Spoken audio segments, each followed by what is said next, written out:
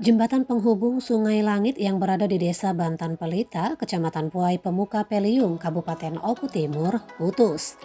Jembatan dengan panjang 10 meter ini mengalami patah pada Selasa malam, 7 Juni 2022 sekitar pukul 21 waktu Indonesia Barat. Belum diketahui pasti penyebabnya. Namun dugaan sementara karena pengikisan tanah akibat derasnya hujan dan air sungai tidak dapat lagi menahan tiang jembatan. Kepala Dinas PUTR Oku Timur Aldi Gurlanda membenarkan adanya jembatan yang rusak berat dan patah pada badan jembatan.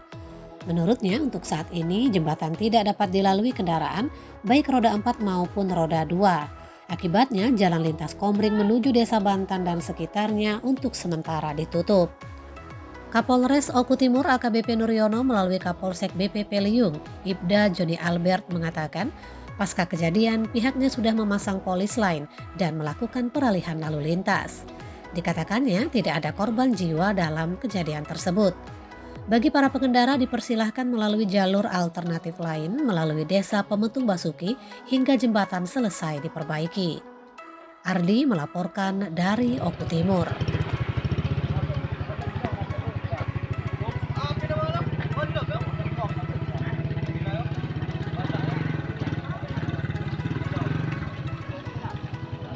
Jangan ke situ.